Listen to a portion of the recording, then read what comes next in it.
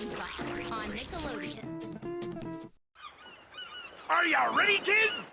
Hello, it's Employee a Million, and welcome back to SpongeComs. Today's episode is Season 4, Episode 1, or Episode 61 overall, Fear of a Krabby Patty and Shell of a Man, both of which originally premiered on Nickelodeon on May 6th, 2005. Here it is, we've gotten to the post-movie era of SpongeBob, and I don't mind Season 4, but I think I'm going to spend a lot of this just talking about the history of just this particular season and how it changed the show and how it kept some things about the show relevant, but other things sort of changed and mutated as the show went on. So basically what separates this and the next couple from the first three seasons is that this episode, Fear of a Krabby Patty, and everything else in season 4 were the first to not be fully overseen by Steven Hillenburg, the show's creator. He had been worn out by the end of season 3. He was super worn out by the movie, and he wanted the show to just sort of bow out gracefully, but Nickelodeon was having none of that. So the show was kept around for a little longer than it should have, and he didn't completely abandon the show. He was mostly just taking a break from showbiz and stuff, but he still kept a very small eye on SpongeBob. He was now in an executive producer role, so that's basically an advisory role at most. He was just making sure production ran smoothly and that episodes got finished, but had little to no creative input from this point onward up to the second movie. So we're now in nearly a full decade of Paul Tibbitt working on the show as the showrunner. And Paul Tibbitt wrote some really good episodes in the first 3 seasons, and I think even his bigger supporters would say that he was probably behind the wheel for a bit too long. Because when he was offered the role of producer by Steven Hillenburg, he thought that it was only going to be for a few specials at most, and then the show would be put to rest. So that's probably why the start of season 4 is this little 4-episode dummy run with one special in the middle. Maybe that's all Paul wanted to do, and then he just kept going. But I don't want to speculate on stuff we don't know fully. But, I think we lost a few writers at the end of season 3. We lost a few more with the movie, and we're still losing a few with season 4, because this is the last episode to be written by C.H. Greenblatt, who was a masterful writer on SpongeBob up to this point, but now he was at Cartoon Network working on Billy and Mandy and then creating Chowder. He came back to Nickelodeon to work on Harvey Beaks, but that didn't pan out very well. And there were a few other stalwart faces working on the show in higher up positions. Vincent Waller was now the technical director, and he had only written a few episodes in season 1, but now he was here just making sure everything ran smoothly from a technical standpoint. And Ellen Smarsh, who was an occasional animation director on season 1, now was directing more episodes animation-wise in season 4 and 5, and he stayed with the show for a pretty long time. I think, besides Stephen, Paul, and Vincent and Mark, he was probably the second in command in terms of, he was a supervising director on nearly every episode up to season 13, and when you look at this fine selection of people, you think, nothing can go wrong. I mean, this episode, Fear of a Krabby Patty, is pretty good for what it is, and Shell of a Man is also pretty good too. These were the 3rd episodes in a row, 3 years in a row, that SpongeBob was nominated for an Emmy for Outstanding Half-Hour Animation, and that's just a sign of how popular SpongeBob was and how it didn't seem like anything could really break the show at this point. Because these 2 episodes went up against some big boys that year at the Emmys. They went up against The Simpsons, Samurai Jack, South Park, and Family Guy. Now that was also back. And looking at the selection of episodes that were nominated that year, I mean, I like these 2 episodes of SpongeBob, but man, South Park really deserved the win that year for that Best Friends Forever episode. And as for, like, the evolution of production on season 4, Tom Kenny said in an interview shortly after the movie that they had 4 new episodes in the can, same show, same sponge, but no plot lines had been revealed up to that point. I think the earliest confirmation of any sort of stories in season 4 was when Mermaid Man and Barnacle Boy 6 was announced in January 2005. But people would have had an inkling that something along the lines of Fear of a Krabby Patty would be released soon, because then, only like 2 weeks after Fear of a Krabby Patty aired, it got its own like special DVD centered around it as sort of like a celebration that SpongeBob is back on a regular basis. Here are the 2 first episodes of season 4 alongside another batch of earlier episodes, and the DVD it sold pretty well for like one of those vanilla single disc, here's a couple episodes DVD sets.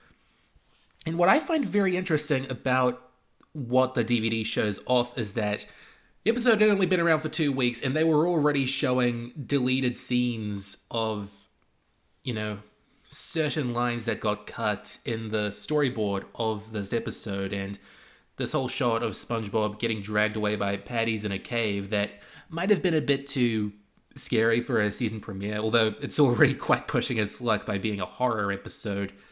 But what's interesting about that getting dragged away scene is that it is kind of represented within the DVD itself, because the cover has like this big mountain of patties, and then some of the like menus are of the patty vault from Just One Bite or something close to it.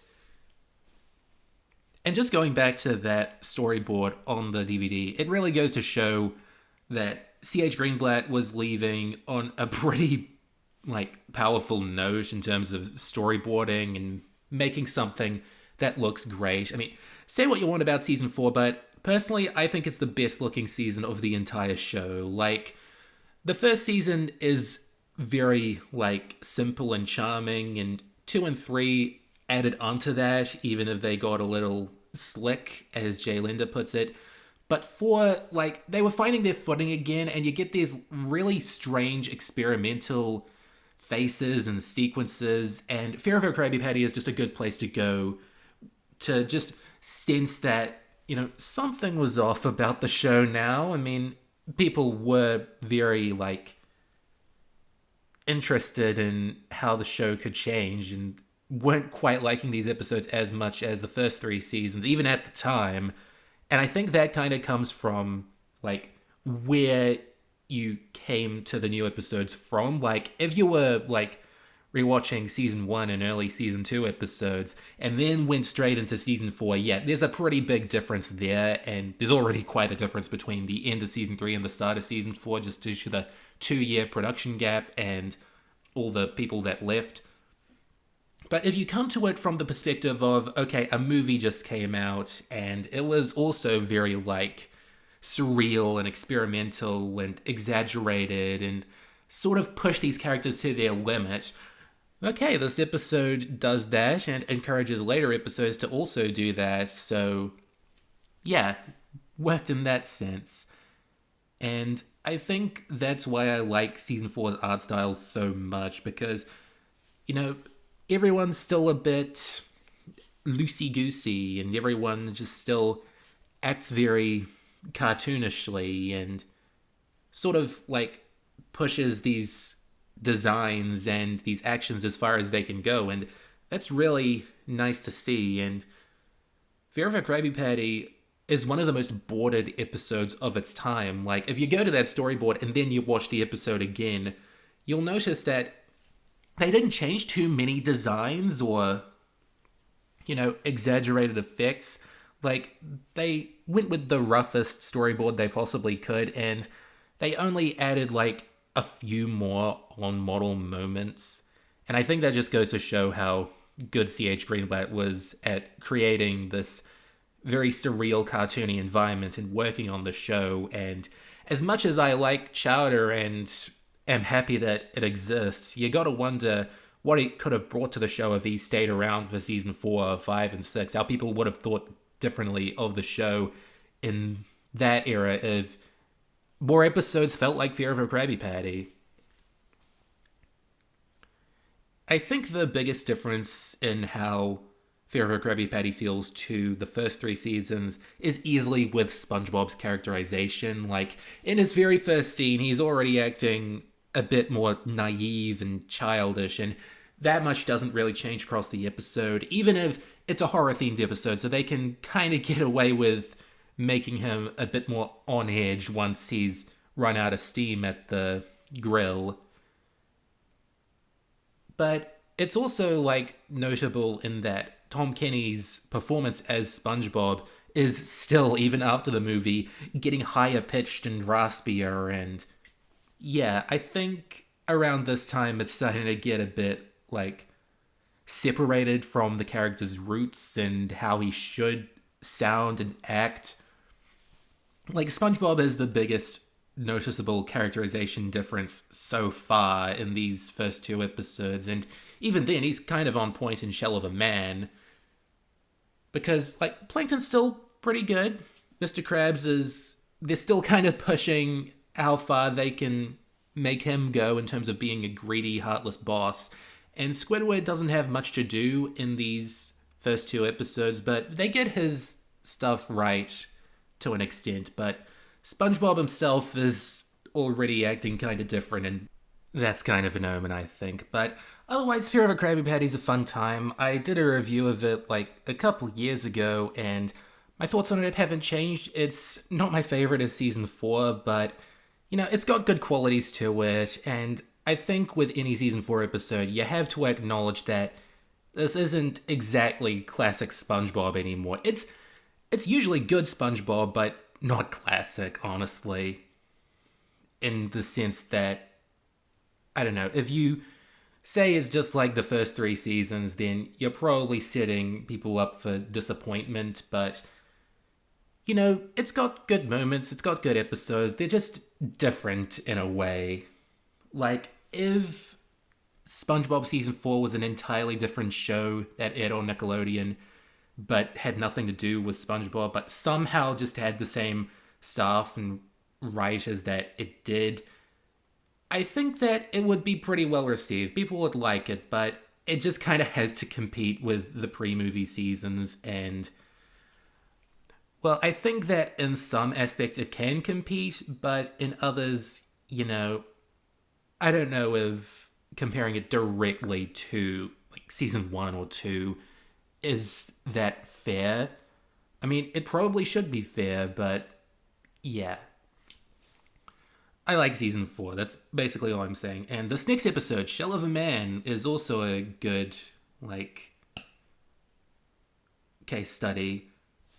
Because it's written by Mike Bell and Paul Tibbett, and Mike Bell was a first-time writer for SpongeBob. He had a cameo as Santa in Christmas Who and as the fisherman in the movie, so he was on good terms with the writing staff, but as season 4, this early part of season 4 went on, I don't know, I think he just slipped up a bit, and that's why he hardly wrote for the show after this.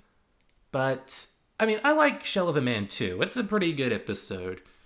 And it was co-boarded by Vincent Waller, one of his first hands-on stories since Texas, which explains a lot about what this episode is about. It's also like looking at the past of another character and SpongeBob's reaction to it, and seeing where this character came from. And this episode is about Mr. Krabs' Navy days, which have always had this sort of aura around his character, but now we get to see what his Navy buddies look like and how he feels about all these different parts of being an ex-Navy person. Just sort of this, you know, I'm getting a bit old, but, you know, but I just want to still be seen as tough and strong, and I think that's totally what Mr. Krabs would do. I'm not yet at the point where, the characters are acting so odd that I wonder if, would this be the way the older iterations of these characters acted? Because, they're still... Mr. Krabs is still in check at this point. SpongeBob is acting a bit more normal in Shell of a Man than he was in Fear of a Krabby Patty, even if his voice is way higher. And there are some pretty nice interactions between SpongeBob and Mr. Krabs that just make the episode way more charming. Like, that's something that's getting harder to do in Season 4, is stay charming and add new things to these characters. And, I mean, I say that just as the malted Mr. Krabs comes on screen, and it's such a big part of the episode that sometimes the credits and TV guides just call this episode molting for some reason. And let me just say this, I don't know why there were so many molting episodes in cartoons around this time where they just take, reptiles or crustaceans and make them naked. I don't know why they did this so often just in the mid-2000s, but I remember a couple, and this episode of SpongeBob does sort of feel like gross out. Like, there was a bit in Fear of a Krabby Patty too, but it was mostly just to convey how insane things are. But Mr. Krabs' molted form, it's not as gross as it could be, but it is pretty gross. Like, it didn't need veins. And that isn't really the biggest problem with, Mr. Krabs' molted form. It's how inconsistent the size is. Like, sometimes it's smaller than SpongeBob, but by the end it's like twice the size of SpongeBob. It's very strange. Like, I know Vincent Waller has a background in Ren and Stimpy, and that show had a habit of going very inconsistent just for jokes. And Shell of a Man does that too. Like, SpongeBob is a chaotic and surreal place, but some of the size shifting just without any explanation is also pretty over the top. But, it works for little gags and bits, and I like it. I think this is one of my favorite scenes of Season 4, just SpongeBob imitating Mr. Krabs and saying this is how Squidward does it alongside him, behind Mr. Krabs' back. He just casually mentions that he does this behind Mr. Krabs' back. And I really like how, Mr. Krabs has had enough of it when SpongeBob acts like he'd cut his daughter up to save money on a hospital visit. Like, that draws the line for Mr. Krabs. That's good character writing. Like, there isn't much... You don't hear much from Pearl or Patrick or Sandy in this early period of Season 4. These first two episodes are mostly Mr. Krabs episodes.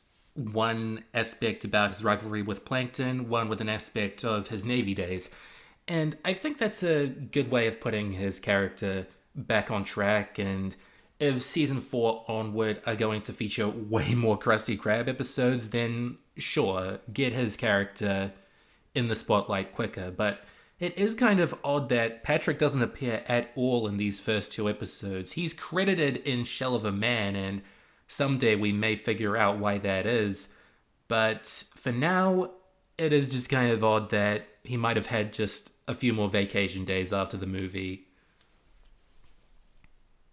And I do like all these scenes of SpongeBob, just barely being able to keep his identity a secret while the others just kind of have to hide their own moments of not being as tough as before. And I like how with the torpedo guy, they're doing a fine job of putting him behind the guys just so you don't see that he doesn't have his torpedo belly anymore. And I really like the idea that, SpongeBob is confronted with a pineapple drink and lets slip that he lives in a pineapple. And it's also kind of interesting that SpongeBob doesn't drink it because they call it grog, and that's an alcoholic drink. It has rum in it.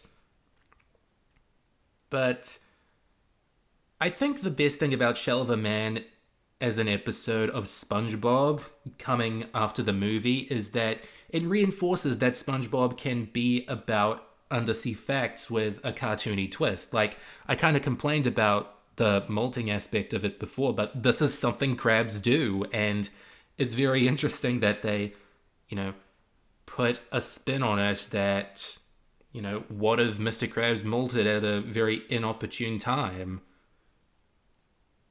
Like, I don't know if this is how I would do it, but we got a good episode out of it anyway, and Mr. Krabs is good in it, SpongeBob's good in it. You've got this big, manly, muscular thing going on, and I do really like these little character moments that the guys have with SpongeBob disguised as Krabs, and SpongeBob's Krabs disguise is really good too. Tom Kenny can also do a really good SpongeBob's as Krabs impression. Like, there are little character moments between, like, the pack, the boys, that, really do make it feel like they have some history with one another, even if they only appear for one episode and hardly ever again. Like, they appear once in a while in the background and such for nostalgia's sake. But I do really like how they're depicted here as good friends of Krabs, a bit spiky, just like Mr. Krabs. But they also have their own secrets that they're hiding. And it was like, I skipped it before, but Mr. Krabs just having a tattoo of, a boat or something in his locker, like a bit of his skin ripped off with the tattoo on it in his memory chest. Like, that's a good, like, SpongeBob non sequitur joke, but it foreshadows the molting. That's really clever. I like that. And the moral is sweet. You don't have to pretend to be someone you're not at a reunion or something.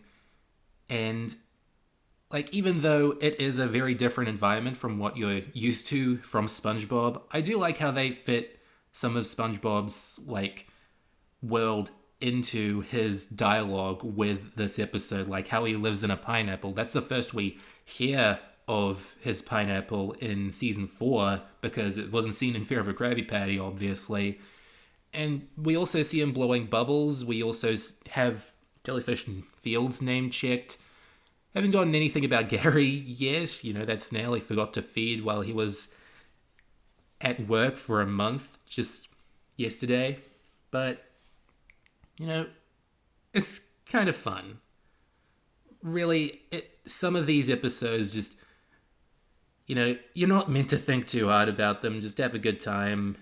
But there are a lot of episodes in the early seasons that do that too, and, I think that the season got off to a good start. I like these episodes, and let's see how I feel about the following 19. But that was Fear of a Krabby Patty and Shell of a Man. My question for you last time was, what is your favorite season 3 moment? And here are just all of your answers. I can't really, name them anymore without going over time. And Snake Man, I'm sorry that I cut yours down to just the number 1, but I had to save space. But, all your options are pretty fun.